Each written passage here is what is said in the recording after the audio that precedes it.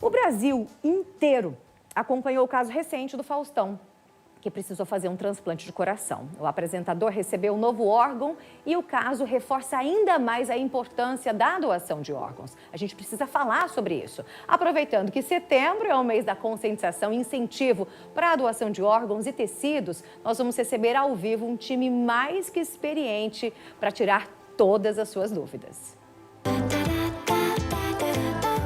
Quadro Mais Mulher. E nós estamos recebendo ao vivo aqui a coordenadora da Organização de Procura de Órgãos, Emanuele Zucoller, Thaís Marinho Ferreira, coordenadora do Serviço de Transplante da ISCAL, e a Yara de Oliveira Seco, diretora de enfermagem do HU. Eu não sei se você sabe, mas o Brasil é o segundo país do mundo que mais realiza transplantes. Ele está atrás apenas dos Estados Unidos. Cerca de 60 mil pessoas estão neste momento na fila à espera de um órgão. E você sabe por quê? Tem tanta gente assim esperando? Porque apenas 45% das famílias, na verdade, 45% das famílias se recusam a fazer a doação. E é uma quantidade muito grande. Queria agradecer que vocês vieram. Obrigada, gente. Obrigada por estar aqui. Queria que a gente falasse um pouquinho como se tornar um doador de órgãos. Todo mundo pode ser? Exatamente. Boa tarde. É prazer estar aqui Prazer. com vocês.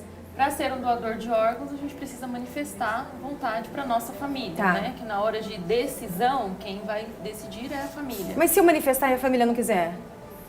Acontece? Acontece. E esse é o problema no geral agora, né, Manu? Porque as famílias recusam, mas o maior motivo de recusa é por não conhecer a vontade do doador. Gente, eu falo todos os dias, eu falo ao vivo. Eu sou doadora de órgãos. Quando eu morrer, eu quero doar todos os meus órgãos. Tudo que der pra usar, uso. Até cabelo, se precisar. Tudo. Pra quê? Você ser comida por verme? Deixar morrer, enterrar? Pra quê? Ou você cremada? Vamos ajudar, gente. É uma forma de ajudar. É uma forma de fazer o bem. Não é isso mesmo, gente? Obrigada por ter vindo. É um prazer recebê-la. Quando que a senhora começou a trabalhar com isso e por quê? Meu nome é Yara Seco, eu sou enfermeira e estou no Hospital Universitário já há 28 anos. E a história do HU com a doação de órgãos, ela remete para o ano de 1998. Desde 1998, ou seja, há 25 anos, nós temos uma comissão dedicada a essa causa de buscar, de dar a oportunidade para as famílias, possibilitando que aconteça a doação. Então isso é uma tradição e é uma vocação do Hospital Universitário dedicado, seguindo as políticas do Ministério da Saúde e na questão de dar continuidade à vida, de possibilitar a entrega de órgãos para as pessoas que precisam. Então nós somos um grande grupo ao longo desses anos. Existem essas comissões que elas se renovam periodicamente, com pessoas altamente qualificadas, no sentido de avaliar os pacientes, as possibilidades, atender as famílias, esclarecer e oportunizar esse momento da doação. É um trabalho grandioso, feito por profissionais, é um trabalho delicado e de todos os sentidos, né? E para todos os lados. De grande humanização. Então a gente, ao longo desses anos, então eu aqui represento um time grandioso de profissionais, de médicos, enfermeiros, fisioterapeutas, assistentes Precisa sociais, de uma equipe multidisciplinar para isso, né? psicólogos e os alunos também, porque nós somos um hospital escola e a gente também tem o compromisso de perpetuar, de participar da formação de alunos, de novos profissionais que compõem essa grande equipe. Tá? Eu só fui descobrir que o Brasil é o segundo país do mundo, tem mais doação de órgãos, faz mais transplante de órgãos. Agora, quando eu fui pesquisar os assuntos para fazer essa matéria. Ou seja, a gente só está atrás dos Estados Unidos. O Brasil ele é o maior sistema público de transplante do mundo. Uau! 96% dos transplantes aqui no Brasil, eles são cobertos pelo SUS.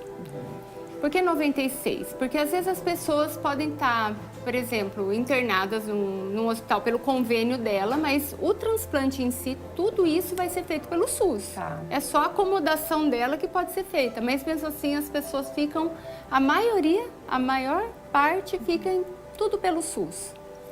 Então, todo o processo, desde o doador, a fila, tudo isso é organizado pelo Ministério da Saúde, pelas secretarias estaduais de saúde e tudo coberto pelo SUS. Então, o Brasil, ele tem bastante doação de órgãos, só que a gente não consegue acabar com a fila por causa dessa taxa de recusa ainda, né? Se ela fosse menor, talvez a gente conseguiria, né, diminuir um pouco essa fila.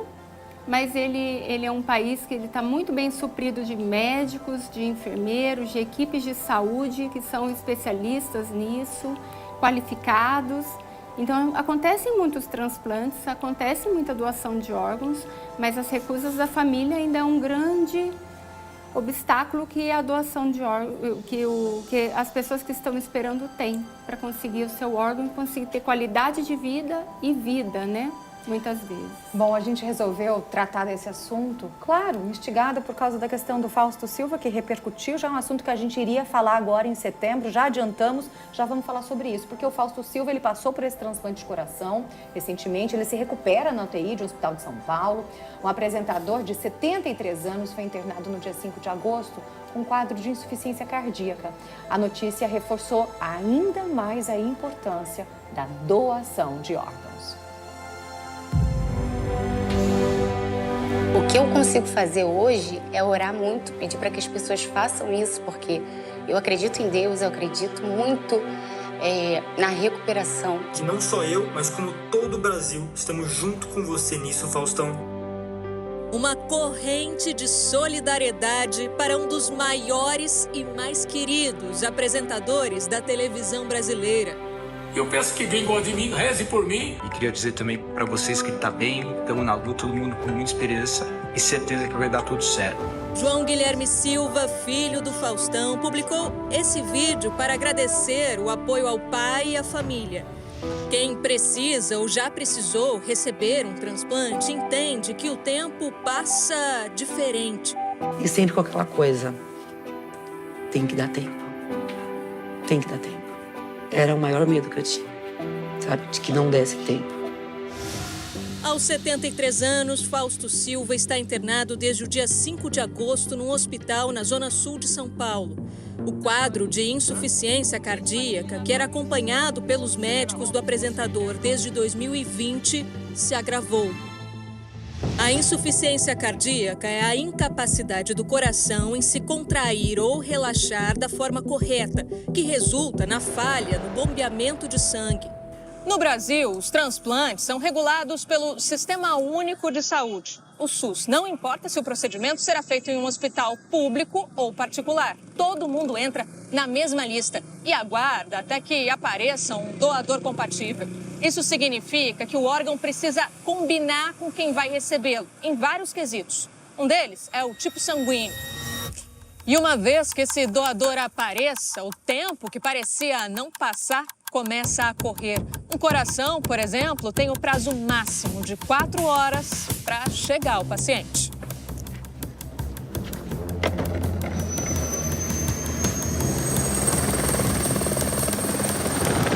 Sem a utilização desse recurso, ficaria inviável que nós tivéssemos tanto sucesso nessa missão.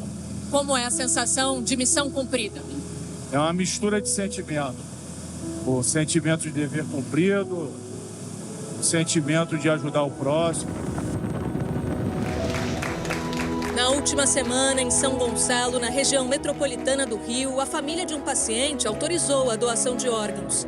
Além do coração, rins, fígado e as córneas do doador, de 35 anos, foram destinados aos pacientes que aguardam na fila do transplante. Hoje, com 66 mil pessoas no país. Dessas, quase 400 precisam de um novo coração. Nesse caso, o tempo médio de espera é de 15 meses, mais de 1 ano. Pacientes que a gente já estão internados, diferente daqueles que estão aguardando em casa, eles não têm mais muito tempo de esperar porque eles estão progredindo muito rápido com a doença. A gente chama de pacientes de emergência de prioridade, vaga zero. Então, ele é o paciente que ele vai... Assim, o primeiro compatível que aparecer é dele. Por vezes, a gente tem 1 no estado, às vezes tem 2. Por favor, volte. sorte pra mim. Mas para receber o órgão, o paciente precisa ter condições de enfrentar uma cirurgia. MC Marcinho, conhecido como Príncipe do Funk, estava internado desde o final de junho com insuficiência cardíaca e renal. Na última semana, ele foi retirado da fila do transplante porque teve uma piora no estado de saúde. Neste sábado, o hospital onde ele estava internado confirmou que ele não resistiu. Os irmãos do MC chegaram a falar com o Domingo Espetacular alguns dias antes e deixaram uma mensagem sobre a importância da doação de órgãos. Eu acho que as pessoas têm que se conscientizar, sabe? E já que eu não posso, eu vou ajudar quem possa e quem vai, com a minha ajuda, só poder sobreviver, sabe? Gente, é um assunto sério, a gente precisa tratar, a gente precisa falar. Já está chovendo de mensagens, você pode mandar mensagem aqui pra gente no 43 999520380. É muito importante a gente dizer que para cada órgão há um tempo específico para essa viagem, para esse traslado. É isso mesmo, Emanuele? No caso do coração, tem 4 horas para sair do peito do doador e colocar no peito do receptor. O fígado, de 6 a 8 horas. Pulmão é a mesma coisa, de 4 a 6 horas. O que mais pode demorar é rim, que daí nós temos 24 horas para implantar no receptor. Por isso que tem toda essa importância, essa logística. Então, quem que faz isso? Quem que faz essa corrida pela vida? São os motoristas da Secretaria de Saúde, né? Das centrais de transplante, o BP-MOA da polícia, com os helicópteros, os policiais que sempre nos ajudam com os batedouros, o helicóptero do SAMU, as empresas aéreas, que no caso do rim, eles que transportam para nós, porque dá mais tempo. Então, esses voos comerciais, muitas vezes estão levando órgão nosso. Eu já vi, né? Eu já vi, emocionante. Isso. É emocionante. E os pilotos, eles têm prioridade de decolagem e de pouso nos aeroportos. Então, é uma grande corrente que tem vários elos e para que seja salvo vidas. A Thaís estava me falando que, na verdade, para-se tudo, né? Todo mundo vai fazendo, cada um fazendo um pouco, são várias mãos, né? Com um único objetivo. Que aconteceu na Santa Casa em janeiro, eu coloquei um banquinho na frente do elevador, porque o médico estava chegando no elevador, poderia estar parado. Tempo é vida em questão de transplante, né? Aí. Então nós paramos o elevador, o médico entrou, o outro elevador já estava parado, ele entrou no centro cirúrgico e começou a cirurgia. É uma logística incrível, né? E eu acho que é a emoção, né, de trabalhar com isso, né? De saber que vocês estão fazendo, estão ajudando. A gente vai conhecer um caso de uma mãe que está com um filho internado, aguardando o transplante de um coração. A gente vai conhecer o caso de uma outra pessoa que também fez um transplante, que está muito feliz, muito sucesso. E saber um pouquinho como é que funciona, desmistificar algumas coisas. As pessoas, às vezes, é difícil falar, né? Sair apontando o dedo. Eu sei que tem muita gente fazendo para fazer dar certo, né? Quer mandar mensagem pra gente? Então manda. 43 999520380. Vou ler uma mensagem antes de ir pro intervalo? Pode ser? Então vai. Coloca aqui. Vamos ver mensagem de telespectador. Compartilha sua história com a gente quer saber. 43 999520380. Oi, sua linda. Eu doei um rim pra minha irmã. Ai, que coisa linda. Tô aqui aguardando a reportagem. Beijo, Deus te abençoe. Foi aqui no Hospital Evangélico. Que coisa linda. É a Rita. Ô, Rita, que coisa mais linda. Eu conheci também um rapaz que doou um rim pro irmão. Olha que lindo, gente. Oi, boa tarde. Volta ali, volta ali. Matéria extremamente importante sobre doação de órgãos. Maior ato de amor e desprendimento de uma pessoa pode ter. Doar os órgãos de um ente querido, amado, é perceber a dor do outro, apesar da sua perda. Khalil Gibran disse, belo é doar quando solicitado, mais belo ainda é doar por haver compreendido. Um grande abraço. É a Cleia Marise. Obrigada, Cleia. Que legal, gente. Diz que ela foi assistente social do HU. Sim. A Cleia. Ai, que lindo, gente. Tem mais, tem mais. Coloca aí, vamos ler mais mensagem? 43 999520380. Ó, perguntas sobre doação de medula, como faço para ser doadora. A gente já vai ler essa mensagem então, pode ser? Sim. Vamos fazer o seguinte? Bora para aquele intervalo rapidinho. Daqui a pouquinho a gente volta, a gente vai falar quais são os órgãos que podem ser doados, quais os tecidos podem ser doados e tirar todas as dúvidas. Mas hoje falando sobre a importância da doação de órgãos. Você tem dúvidas, quer alguma informação, quer compartilhar a sua história, sabe de algum caso? Você é transplantado? Manda sua mensagem pra gente, 439-9952-0380. A gente foi até o Calçadão ver o que as pessoas acham sobre a questão da doação de órgãos. Vamos ver? Não sou. Olha, quando eu comecei a pensar nisso, minha idade já estava bem avançada, sabe? Aí já não... Mas doador de sangue eu fui muito tempo, 46 anos.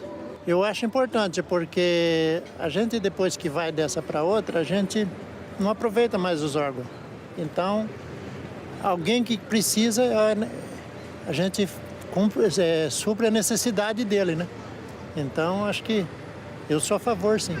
Se possível, sim. Se fosse possível, eu seria doadora, com certeza. Sim, sabe?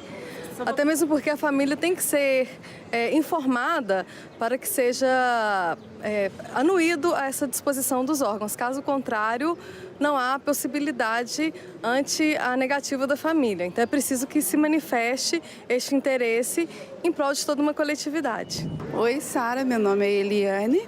Sou transplantada de córnea dos 2 olhos. Uma há 28 anos atrás e outra há uns 6 anos. Mas eu tive um relacionamento muito bom com a primeira família, que eles quiseram conhecer todos os transplantados e conheceu todo mundo, né? E a gente ficou amigo. E a segunda foi boa também, né? Graças a Deus. Não conheci a família, mas daí eu estou enxergando bem. É muito importante a gente receber e é importante para a família também aceitar assim, a decisão da pessoa que veio a óbito, né? E, nossa, é muito bom, é maravilhoso, é um gesto de vida, né? É um gesto de amor ao próximo. Eu sou doadora, sim, porque eu acho muito importante. Eu acho que todo mundo que acontece alguma coisa deveria doar os órgãos para bater o coração em outro lugar, em outra pessoa, qualquer tipo de órgão. Na minha casa todos são doadores. Eu ainda não sou doadora porque ainda não parei para pensar sobre isso.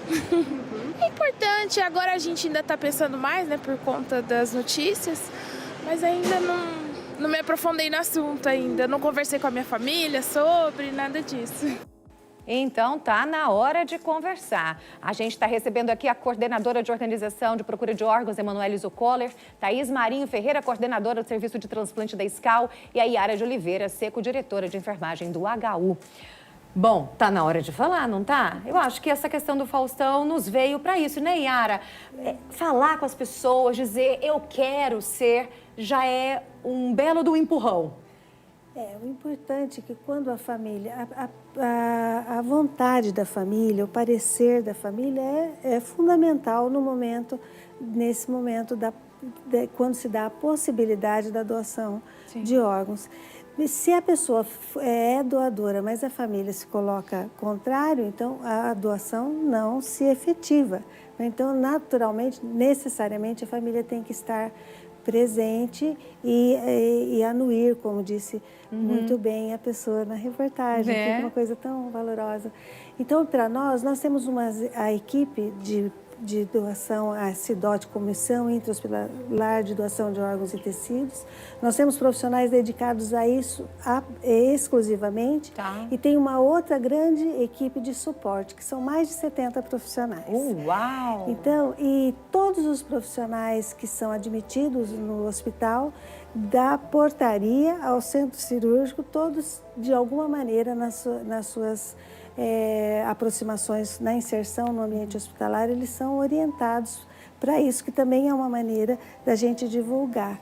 E no momento da possibilidade de doação, existe o acolhimento familiar, profissionais qualificados, capacitados, credenciados para isso, que fazem sucessivas aproximações respeitosas, entendendo o contexto familiar para possibilitar essas doações. E a gente tem tido bastante sucesso, tem sido um trabalho grandioso, técnico, científico e feito a muitas mãos.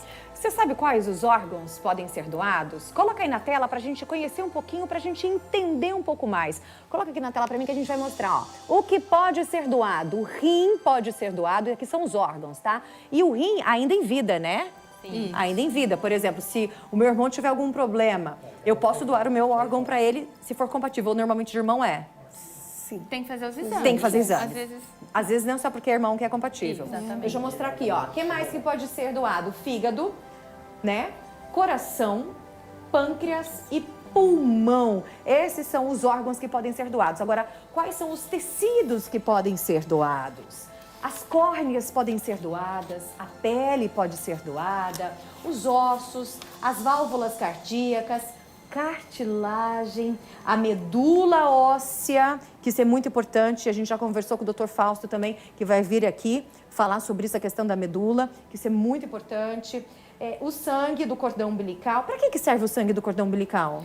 Se caso alguém tiver alguma leucemia, né? Tem Daí um banco público de sangue de cordão umbilical. É célula-tronco. Célula-tronco. Olha só, gente. E às vezes a gente nem imagina que córneas, pele, tantas outras coisas também podem ser doadas. Por isso que eu falei, quando eu morrer, vai tudo. Por favor. Vai, tô cuidando bem. Pra ir tudo. Quero contar uma história para vocês. Quero contar a história do Augusto. O Augusto, ele nasceu com uma cardiopatia congênita e com apenas 3 meses ele teve que passar por uma cirurgia. Agora, com 9 anos, ele descobriu que o diagnóstico estava errado. Depois de passar mal, ele foi levado ao hospital com miocardite dilatada. E há 60 dias, o Augusto está internado, aguardando um coração. A Sheila Borges, que é funcionária pública, mãe do Augusto, está aqui para contar um pouquinho dessa história, dessa luta. Oi, Sheila. Tudo bem? Obrigada por ter vindo, se dispor de sair do hospital, deixar esse meninão lindo que está enorme. Tá. Conheci o Augusto com acho que uns 2 aninhos? Uns 3 aninhos, mais ou menos. É, isso mesmo. Tá com 9 anos. Com 9 anos. O que aconteceu, Sheila? Então, tudo, em primeiro lugar, né? Tudo é propósito de Deus, Sara. Então, assim, desde quando eu já estava grávida, eu sabia que ele tinha algum problema cardíaco. Tanto que depois ele fez a cirurgia. E depois, agora, com 9 anos, de maio pra cá, ele começou a passar mal. Coisa que ele nunca... Mas o que ele sentia? Então, ele sempre foi muito ativo. Tá. Então, assim, ele brincava, pulava, subia escada, descia, não tinha cansaço. A gente sempre ia nas consultas de rotina e nunca teve problema nenhum. Até os médicos perguntavam, eu falava assim, não, doutor, ele não cansa, não faz nada.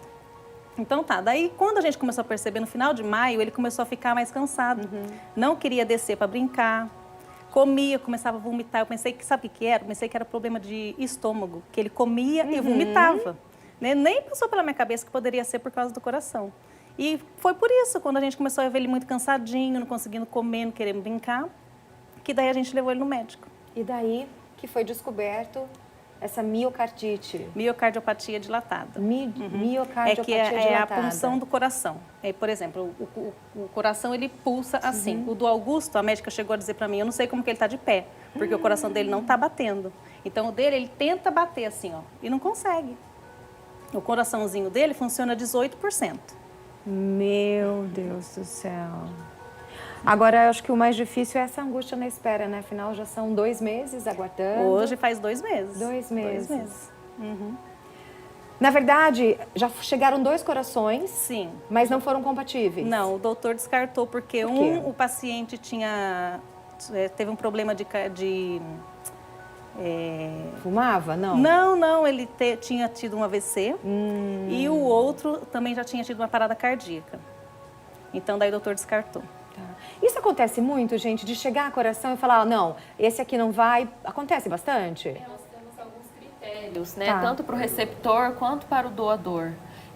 O receptor, que é o paciente que está esperando no hospital, ele tem que estar em condições clínicas. Então, nós temos pacientes que estão priorizados na fila, que são pacientes que estão com drogas vasoativas, talvez um paciente que esteja com balão intraórtico, um suporte ventilatório artificial. Então, este paciente está correndo risco de vida, ele precisa estar priorizado na fila. O que é estar priorizado? Não é passar na frente de todo mundo, é ter uma prioridade quando aparece um coração compatível com ele, né? E no caso do Augusto, ele realmente está priorizado, aguardando um coração, mas ele está em condições de saúde que ele pode esperar por um coração mais adequado, com mais saúde, com a idade dele, o peso, o tipo sanguíneo. Então, isso tudo é avaliado com critério médico, né? Por isso é importante o vínculo médico-paciente, ter confiança na equipe de, olha, nós sabemos que nós conseguimos cuidar dele e aguardar um coração melhor. Não daria, ó, tô fazendo pergunta de jornalista leiga, tá? Não sou da área médica. Pá, chegou um coração, coloca esse mesmo, vê se vai dando uma depois. Porque até a própria cirurgia não é algo tão simples assim. Sim. Num dos casos do coração que foi ofertado para Augusto, era de um doador que estava muito longe. Então, o tempo de isquemia dessas 4 horas que eu falei, iria passar um pouquinho. Por isso que a equipe falou, melhor não, vai estar muito próximo do horário o horário limite para implantar esse órgão. Entendi. Né? Então, acontece, ele já teve 2 ofertas, ele continua na prioridade, ele é o primeiro na fila do Paraná na prioridade. E assim que for surgindo doadores, a equipe do Augusto vai ser avisada e o médico vai decidir se esse coração serve para o Augusto ou não. Tem muitos critérios, tem bastante especificidades. Sim. Como é que fica o coração da mãe com isso tudo? Pela misericórdia de Deus, eu estou tranquila, Sara. Que bom, porque eu sei que nada foge do controle de Deus. Então, assim, se for por mim, eu já estava, né? No chão, mas eu sei que Deus está sustentando e a gente está forte, confiante, eu sei que tudo vai dar certo. Ai, amém. Convido você a orar pelo Augusto, orar pela família da Sheila, orar porque a gente receba um doador, não é verdade?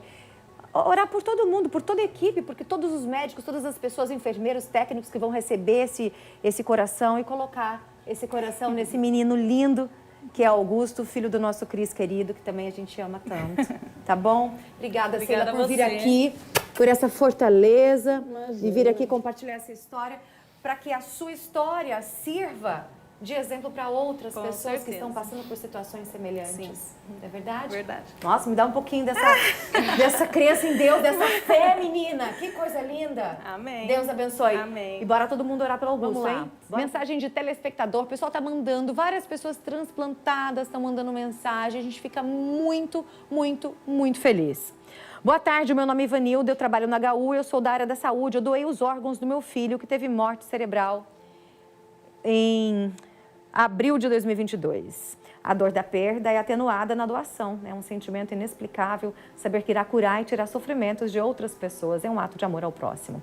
Eu sou servidora pública e o atendimento, a doação dos órgãos do meu filho ocorreu no HU. E mesmo tendo a vontade de conhecer o receptor, principalmente do coração do meu filho, a lei não permite. Por que a lei não permite? Então, desde 2017, nós temos um decreto, né? Uma lei aqui no Brasil que proíbe, né? Que diz que isso é sigiloso. É melhor para quem fez a doação, porque assim ela pode viver o luto de forma mais tranquila. E não transferir, Não né? transferir, Que né? pode Que ela acontecer, precisa né? vivenciar esse luto. E para a família que recebeu, para o receptor, que ele sempre vai ser grato por esse doador, sempre. Mas é melhor para ele também seguir, né, a vida dele. Eles abençoam esse doador para o resto da vida, né? Só que esse contato mostrou que muitas vezes era bom, mas às vezes era ruim por causa da família enlutada. Por isso, tá? 439-9952-0380. Coloca a mensagem de telespectador aí na tela pra gente. Boa tarde, Sara. Se for possível, pede para as convidadas falarem sobre os critérios de priorizar pacientes na fila de coração, pois muitas pessoas não sabem. Esse é o Carlos Oliveira. Isso está muito em evidência agora. Gente, principalmente com essa questão do Faustão. É que todo mundo falou assim, ele passou na frente de todo mundo. Calma, não é assim, não é? Quem pode explicar para a gente sobre isso? Eu posso explicar. Os critérios para priorizar pacientes na fila de transplante de coração, primeiramente se o paciente está internado em UTI em uso de drogas vasoativas e a dosagem da droga Ok. vasoativa. A droga é um medicamento, Tá. né? Geralmente dobutamina, noradrenalina, que é o que mais descompensa quando o paciente está em insuficiência cardíaca. E também temos o uso de balão intraórtico ou assistência ventilatória artificial, ou seja, o paciente está em risco iminente de morte, ele precisa de um órgão antes do que quem está em casa, que está em insuficiência cardíaca apresentando sintomas, né? E a partir daí, ele está priorizado na fila, mas ainda assim não vai passar na frente de todo mundo. Precisamos seguir critérios rigorosos de compatibilidade. Então, primeiro de tudo, tipagem sanguínea precisa ser igual ou compatível, né? O peso, a altura, a idade do doador, tudo isso compete à equipe. É um critério de priorização, mas compete à equipe para disseminar, né? Esse vai para o paciente ou não, as condições dele aguentam ou não. Mas tem critérios rigorosos, né? E o paciente que está aguardando por um transplante, ele tem que confiar na equipe, né? Porque a equipe quer o melhor para o paciente, porque o sucesso da cirurgia é o sucesso para o paciente e para os cirurgiões, Uma né? coisa que eu gostaria de ressaltar é que como essa fila, tanto a prioridade está na mão da Secretaria de Estado de Saúde, quando o médico colocou o Augusto lá na fila de prioridade do Paraná, a Secretaria Estadual de Saúde, um representante, que no caso foi da nossa OPO, que é a OPO de referência dessa equipe, que é a Organização de Procura de Órgãos, ela foi até o hospital, fez um relatório do Augusto. Então, nós vamos lá para avaliar se o Augusto realmente é prioridade. Então, não é simplesmente o médico dizer que o Augusto é prioridade. A Secretaria de Estado vai lá e verifica essa questão. 439-9952-0380. Mensagem de telespectador, coloca na tela aqui. Muita gente mandando mensagem. Você pode mandar mensagem, mandar pergunta. A gente está aguardando sua mensagem aqui mesmo, tá bom? Olha lá. Boa tarde, eu sou transplantado de fígado há 10 anos. Marco Antônio, eu fiz em Rio Preto, São Paulo. Tive que fazer o transplante porque estava com vocês entendem, eu não sei isso. Estestose no fígado, gordura no fígado. Hoje, eu tenho 60 anos. Doador é muito importante. Tem que ter mais informações sobre isso, ajudaria muito isso. Pelo meu transplante, eu vi pessoas que vieram a mim e me falaram que hoje são doadores, por ver o que eu passei e como eu fiquei. Que lindo! Hoje, o Hospital de Base de Rio Preto faz qualquer transplante em um hospital referência, até pulmão, fígado, rim, coração, pele, pâncreas, medula.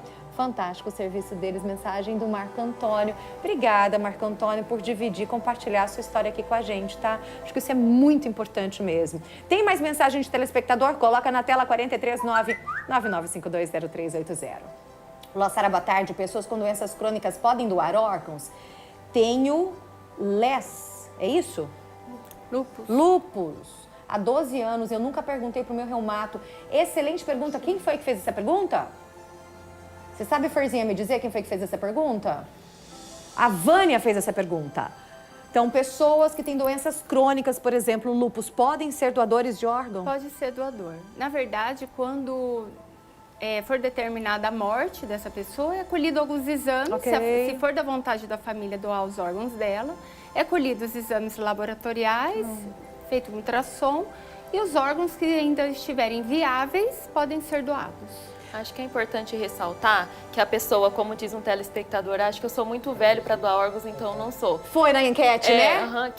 Quem determina isso é a Central Estadual de Transplante, que analisa exames, que analisa a idade do doador, do receptor. Então não é simplesmente assim, não sou doador porque eu não tenho idade.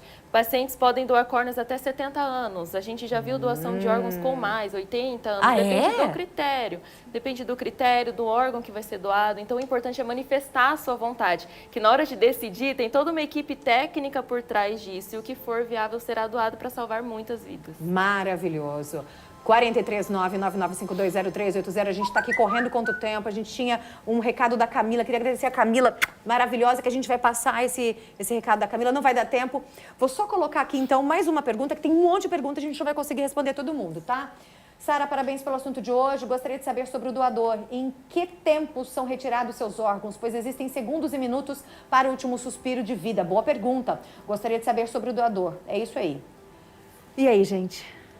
Os órgãos são retirados somente após a determinação da morte. Constatou a morte. Constatou a morte, então ele está clinicamente, legalmente morto. Ok. E daí a família vai ser questionada, oportunizada a doação de órgãos. Se eles aceitarem, Aí tem uma corrida, porque rodar ranking da fila do estado, o receptor tem que ficar em jejum e se dirigir ao centro transplantador, né, ao centro cirúrgico.